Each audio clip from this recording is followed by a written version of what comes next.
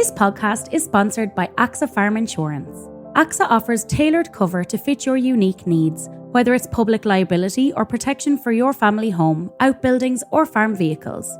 Based in Athlone, the Axa Farm team of agri-specialists and regional managers work together to ensure you receive the seamless support you need. Switching to Axa is easy thanks to an innovative online service that enables you to quickly and easily find the best cover for your needs. For more information, head to axa.ie. Axa Insurance DAC is regulated by the Central Bank of Ireland. Thanks for listening, and we hope you enjoy the show.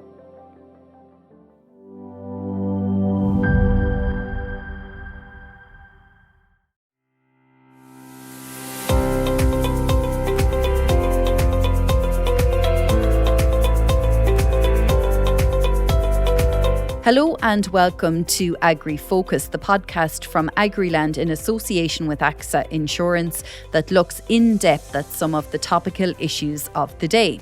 I'm Stella Meehan, and today I'm joined by Head of Crops Knowledge Transfer Department with Teagasc Michael Hennessy to talk all things tillage. It's the time of year when growers are looking at the progress of not just winter crops but spring-sown crops too, and the actions they need to take ahead of the harvest this summer. So let's get into it. Michael Hennessy, thanks for joining us. So firstly, Michael, how are crops performing at the moment around the country? Yeah, look, I think mostly farmers will be very happy. Crops have welcomed that bit of rain over the last couple of weeks, and the ground is still a little bit dry, but it came, I suppose, at exactly the right time for the winter crops. They were full of promise, and they continue to be full of promise. On the spring crops, it might have come maybe a week or 10 days earlier for some crops, especially in very light ground. But in general, the majority of crops are looking very well. Great potential out there. Are there any particular areas, obviously, as we know ourselves, the southeast probably are faring the best? Well, the best, I suppose anything in relatively heavier kind of ground that was sown in good conditions had a little bit of moisture there anyway. And crops were able to kind of, grow kind of nicely, and the rain was welcome for sure afterwards. But I suppose the ones that would be more of concern will be ones in the lighter ground, sitting on a bit of sand, very light kind of ground. They were starting to suffer. You can see patches here and there in fields where on a winter crop scenario, crops on the breast of hills and that kind of stuff, they're just gone very yellow. And in particular, I suppose the later sown spring barley crops or spring crops in a general sense, they definitely are a little bit thinner than you would like. Especially in that really, really lighter ground. And I know this week, Michael, we've a huge amount of rain, very, very heavy showers in parts of the country. But before that, we did have that dry stint, or those couple of weeks of very dry weather. Was there any sort of impact of drought on those later sown crops, or were they okay? Yeah, like I say, the later sown ones, they were probably a little bit hungry for water. There was, crops you would have expected to tiller maybe a little bit more. So in the likes of spring barley, if you don't have a number of heads per metre squared, as in something like 1,000 per metre squared, that's the key we're looking for to try and get that high yield. Some of them haven't got that far. And there might have been a bit of, not a reluctance necessarily, but certainly farmers were a bit cautious to put on some inputs, although there was certainly recommendations out there to put growth regulators onto those crops, which, looking at them now, they're probably only about 2 foot high and they're starting to head out. They're not big biomass. But like I say, that's a small proportion of crops rather than the majority of what's out there. What about yellow rust then, Michael? Is that something that growers here should be concerned about? I know AHDB, the Agriculture and Horticulture Development Board in Northern Ireland and UK have put out some advisory on it. Yeah, look, yellow rust is always a bit of a problem pretty much every year, but in most years it's generally more of a problem in the northeast than it would be further down the country. It's very much a problem obviously of winter wheat and very much a problem of maybe the earlier side of the growing season. But also combined with the fact that you need all of those in place and a variety that's relatively susceptible. But for this year, there appears to be a new variety or new strain of yellow rust has become a more dominant feature of crops out there.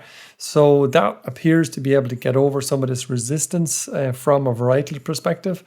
So some of the newer varieties, the likes of Champion and Fitzroy and some of those, have been more susceptible than we would have expected because it's now a new race out there. So it's able to get over their defences. So it has been a problem for a number of growers. It has added extra cost, both at the very early stage in disease control and also maybe later, where growers really just need to keep a really good eye on that all the way through to the rest of the season. But look, as weather gets drier, as weather warms up, it should be, and there's plenty of fungicides on most crops at this stage. It shouldn't be that big of an issue now, although our advice would be, if you have a field where there's a decent amount of yellow rust in it, you just still need to keep an eye on it about every week or two, maybe 10 days after the first application, and keep looking at it then every few days thereafter. And can we talk about potatoes as well? Huge interest in potatoes every year. How are they looking in different crops around the country?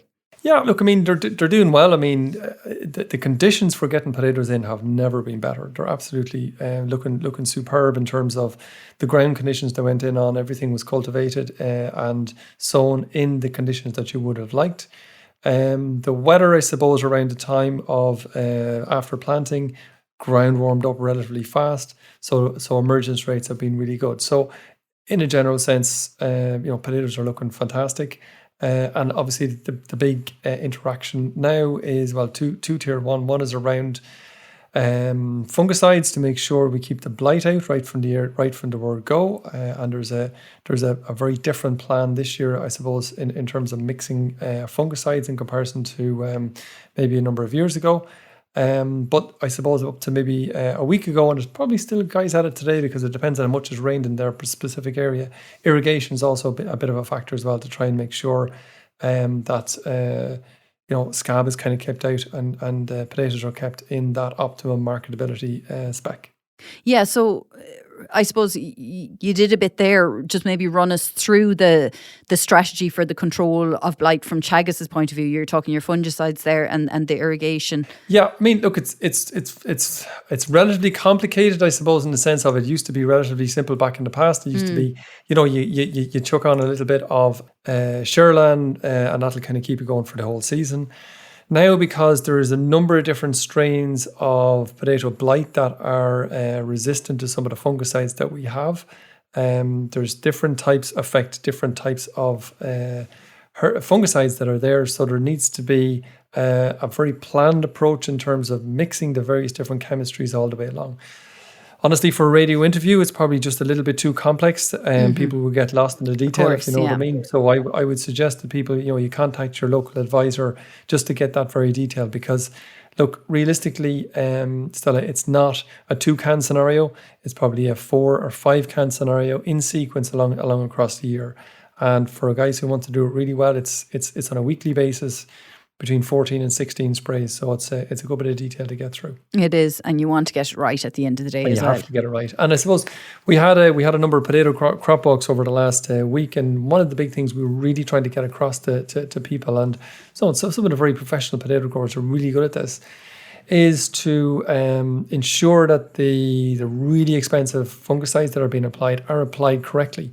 So there's the correct water rates, that the speed is at the right area, to make sure that it's sprayed around the edges of the field, that around telephone poles, that kind of thing. So there's to make sure the right nozzles are there. There's a lot of tech out there to make sure that we get the absolute most of it, because again, I was talking to a potato grower only the other day, and the fungicide cost on a main crop variety of potatoes is between 600 and 700 euros a hectare.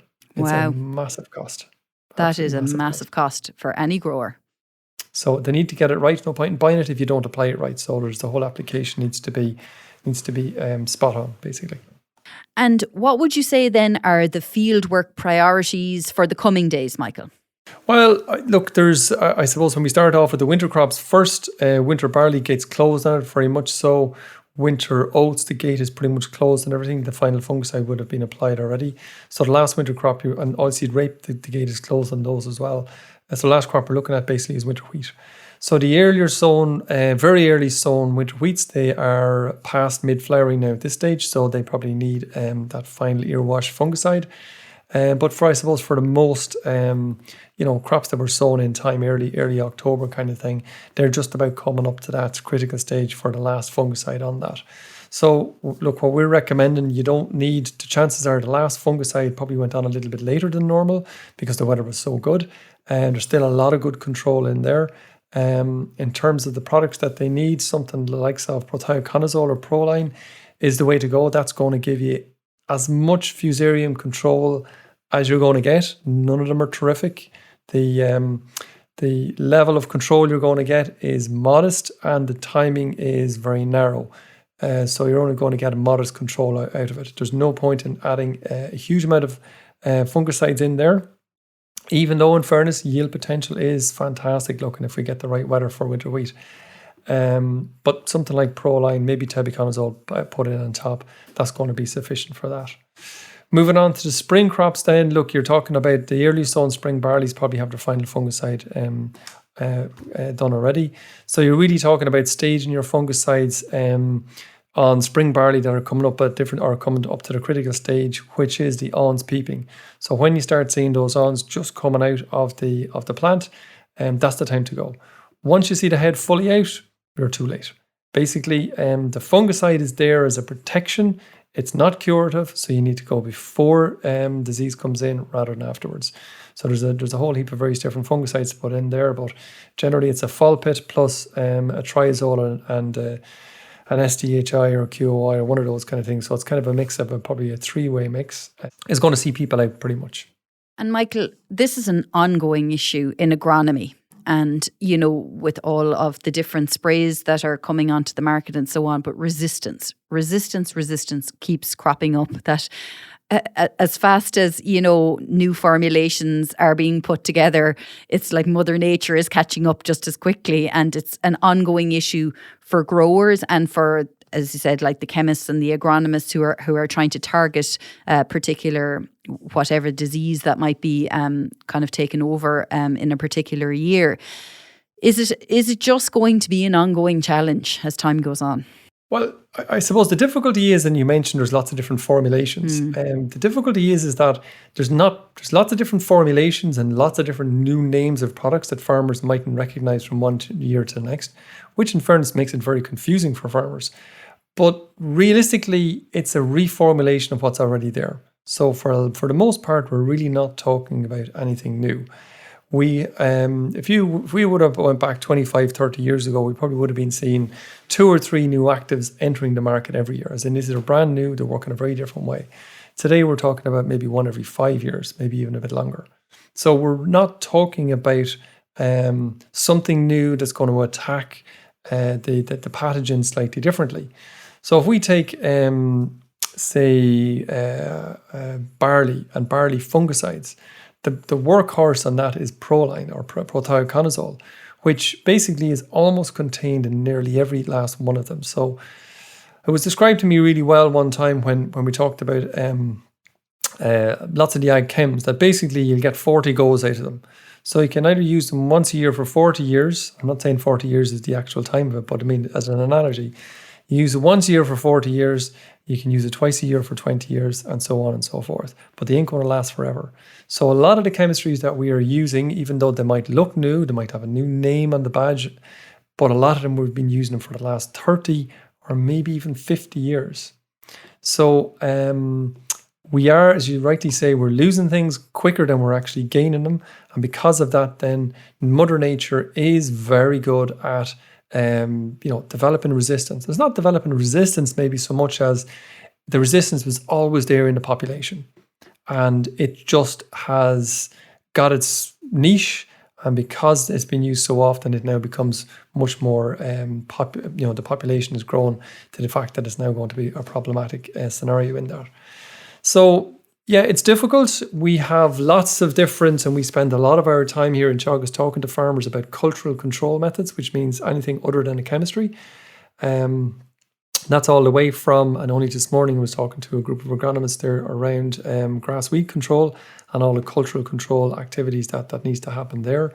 all the way through to, we mentioned blight control there, as in rotating various different actives into disease control. So we talk about it a lot in terms of trying to minimize the pesticide input, but at the same time, if you are going to put it in, to stage it correctly so you get the right outcome the far side and not increase the resistance along the way. Absolutely.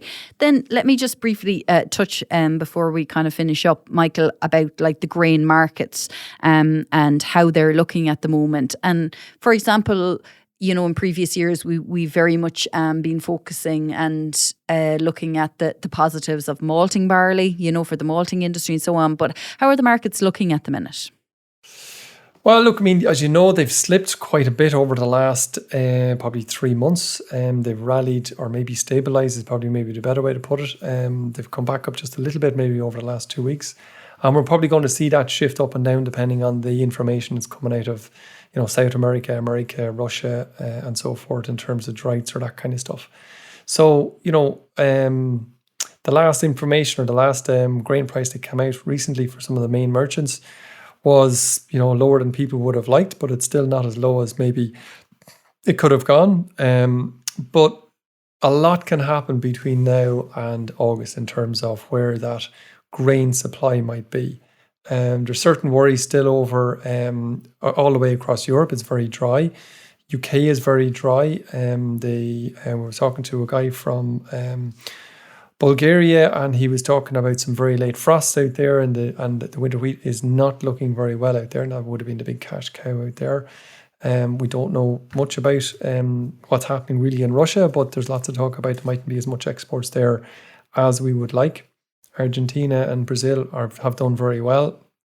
Australia mightn't be looking as well as it could, and so on and so forth. There's an awful lot to happen between now and harvest. And to be honest with you, farmers need all of the price that's there, and realistically, they need an awful lot more to stay viable in those markets.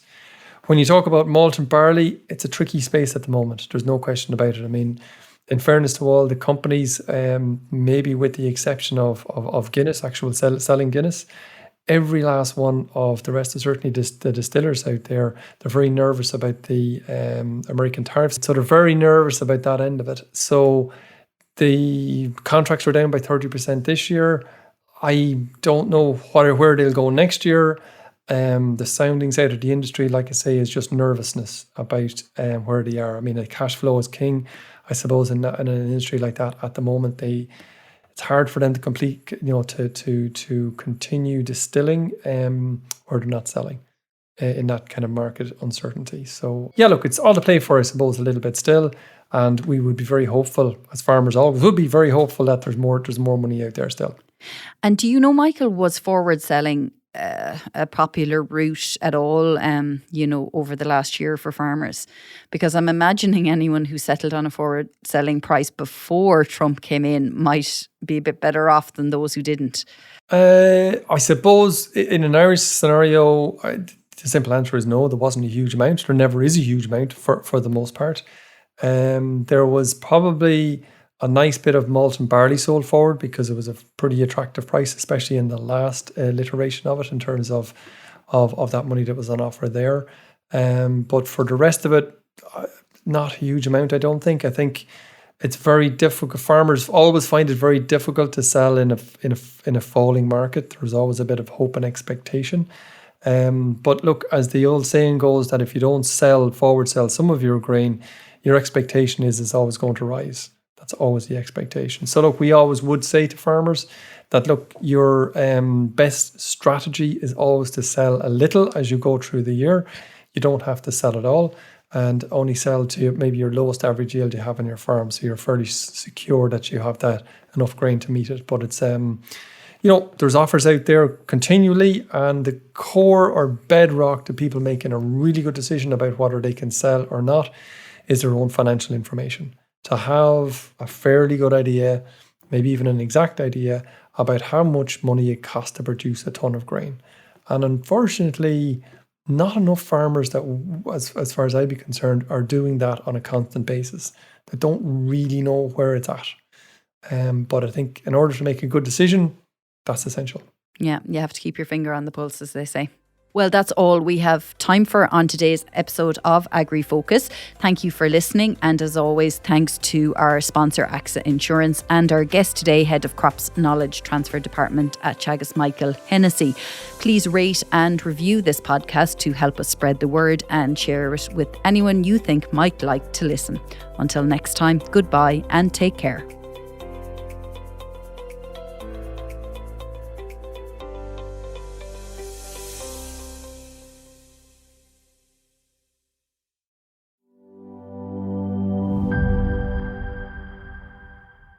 This podcast is sponsored by Axa Insurance. Axa offers tailored cover to fit your unique needs, whether it's public liability or protection for your family home, outbuildings or farm vehicles.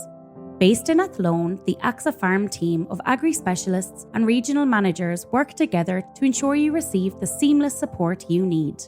Switching to Axa is easy thanks to an innovative online service that enables you to quickly and easily find the best cover for your needs. For more information, head to axa.ie.